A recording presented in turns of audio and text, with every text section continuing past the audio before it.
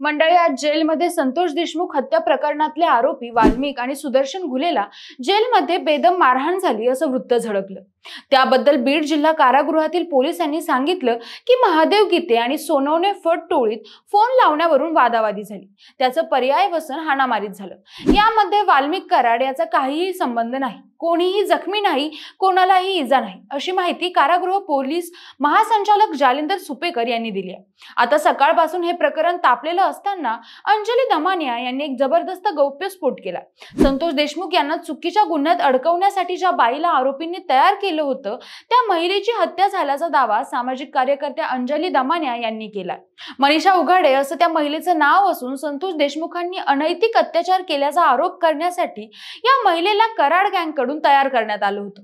या महिलेचा बीड जिल्ह्यात कळंबमध्ये 5 दिवसांपूर्वीच मृत्यू झाला असून पोलिसांनी जागेवरच पोस्टमॉर्टम आणि अंत्यविधी उरकल्याचा आरोप दमानिया यांनी केलाय। आता हा नेमका काय प्रकार आहे?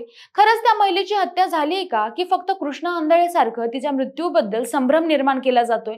थोडक्यात जाणून घेऊ। नमस्कार, मी काजल भालेराव आणि तुम्ही बघताय विशेष भारी। माध्यमातून मिळालेल्या माहितीनुसार संबंधित महिला ही वाल्मिक कराडसाठी काम करायची। अनेकांवर अनैतिक अत्याचार केल्याचा दावा करण्यासाठी कराड गँगकडून या महिलेचा वापर करण्यात येत होता। संतोष देशमुख यांची हत्या केल्यानंतरही त्यांच्यावरही खोटा आरोप करण्यासाठी या महिलेला तयार करण्यात आलं होतं। देशमुखांचा मृतदेह घरी घेऊन जाणारी अँब्युलन्स कळंबच्या दिशेने नेण्यात येत होती, पण देशमुखांच्या मित्रांच्या गाड्या त्या अँब्युलन्स सोबत असल्यानं पोलिसांचा हा डाव उलटला असल्याचं समोर आलं होतं। आता याच महिलेची हत्या झाल्याचा दावा अंजली दमानिया यांनी केला। त्यांनी त्यांच्या पोस्टमध्ये प्रश्न निर्माण करत म्हटलंय की गुढ संपता संपत नाही आणि हत्या संपता संपत नाही। संतोष देशमुख हत्या प्रकरणात चौकशी झालेल्या महिलेची कळंब शहरात हत्या। संतोष देशमुखांवर अनैतिक आरोप करण्यासाठी तयार असलेली कळंब शहरातील द्वारका नगरमध्ये राहत असलेल्या महिलेची हत्या झाल्याचं कळतंय। त्या महिलेची 7 ते 8 दिवसांपूर्वी हत्या झाल्याची धक्कादायक घटना घडली आहे। या घटनेने शहरात खळबळ उडाली असून वेगवेगळे तर्कवितर्क लावले जात आहेत। कुठल्या कारणाने हत्या झाली आणि बीड पोलिसांना ही बातमी कळाली आणि ते घटनास्थळी पोहोचल्यावर नंतरच तेथील रहिवासी व स्थानिक पोलिसांना कळाली व अजून याबाबत अधिकृत माहिती समोर आली नसून संतोष देशमुख हत्या प्रकरणातील काही धागेदोरे हाती लागू नये म्हणून ही हत्या झाली की अनैतिक संबंधातून हत्या झाली अशी चर्चा सध्या सुरू आहे। या प्रकरणाचा सखोल तपास पोलीस करत आहेत। असं असलं तरी शहर आणि परिसरात या घटनेने दहशत पसरली। शहरातील द्वारका नगरीत राहणाऱ्या लोकांना 2 दिवसांपासून उग्र वास येत होता, पण ज्या घरातून वास येत होता त्या घराला बाहेरून कुलूप लावलेलं होतं।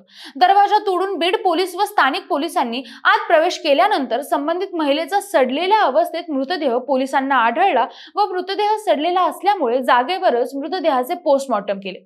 अंत्यविधीही उरकला। या प्रकरणाचा अधिक तपास पोलीस करत आहेत। ही महिला अनेक पुरुषांना अडकवण्याचं काम करायची आणि त्यासाठी ती मनीषा आकुसकर आडस, मनीषा बिडवे कळंब, मनीषा मनोज बियानी कळंब, मनीषा राम उपाडे आंबेजोगाई, मनीषा संजय गोंदवले रत्नागिरी अशा नावांचा वापर करायची। आता अंजली दमानिया यांच्या आरोपांमुळे बीडमध्ये पुन्हा एकदा खळबळ माजलेली असून संतोष देशमुख प्रकरणात हा अजून एक धक्कादायक ट्विस्ट आलेला आहे। आता खरंच संतोष देशमुख हत्या प्रकरणातील काही धागेदोरे हाती लागू नये म्हणून या महिलेची हत्या झाली का? हत्या झालेली तीच कथित महिला आहे का? अनैतिक संबंधातून तिची हत्या झाली अशी चर्चा सध्या सुरू असताना हत्येचं खरं कारण नेमकं हेच का, हे अंजली दमानिया यांनी स्पष्ट केलंय। आता सुदर्शन घुले आणि वाल्मिक कराडवरील हल्ल्याबाबतीत बोलायचं झालं तर गीते गँगचा म्होरक्या शशिकांत अर्थात बबन गीतेकडून फेसबुक पोस्ट करत कराड आणि घुलेला थेट जीवे मारण्याची धमकी देण्यात आली आहे। त्यानं फेसबुकवर आपला एक फोटो पोस्ट करत अंदर मारना या मरना सब कुछ माफ है असं म्हटलंय। दरम्यान बबन गीतेच्या फेसबुक पोस्ट नंतर आता बीडमध्ये टोळी युद्ध भडकण्याची शक्यता नाकारता येत नाही। बबन गीते हा सरपंच बापू आंधळे यांच्या हत्या प्रकरणातील आरोपी असून तो गेल्या अनेक महिन्यांपासून पोलिसांच्या हाती लागत नाहीये। विशेष म्हणजे आता चर्चेत असलेले निलंबित PSI रणजित कासले यांनी सुद्धा त्यांच्या व्हिडिओजमध्ये कराडबाबत काही धक्कादायक खुलासे केलेले आहेत। त्यांनी मुंबईतील BKC बांद्रा कुर्ला कॉम्प्लेक्स येथील एका प्रोडक्शन ऑफिसचे आणि वाल्मिक कराडच्या आय कार्डचे फोटो शेअर करून असा दावा केलाय की वाल्मिक कराड हा इंडियन मोशन पिक्चर्स प्रोड्युसर्स असोसिएशनचा अर्थात IMPPA आजीवन सदस्य लाईफ टाइम मेंबर होता। इतकेच नव्हे तर त्याची BRJ फिल्म प्रोडक्शन नावाची स्वतःची निर्मिती संस्था असल्याचंही समोर आलेलं आहे। रणजित कासले यांनी वाल्मिक कराडबद्दल उघड केलेल्या या नव्या आणि धक्कादायक बाबींमुळे मोठी खळबळ उडाली असून त्याच्या गुन्हेगारी साम्राज्याचे धागेदोरे चित्रपट सृष्टीतही पसरले होते का असा प्रश्न आता निर्माण झालेला आहे। आता तुमचं या प्रकरणी काय म्हणणं आहे आम्हाला कमेंट करून नक्की सांगा। जर हा व्हिडिओ आवडला असेल तर लाईक आणि शेअर करा, सोबतच आपल्या विशेष भारी या YouTube चॅनलला सबस्क्राईब करायला विसरू नका। आणि जर हा व्हिडिओ तुम्ही फेसबुकवर बघत असाल तर तिथेही आपल्या विशेष भारी FB या पेजला आम्हाला फॉलो करायला विसरू नका। धन्यवाद।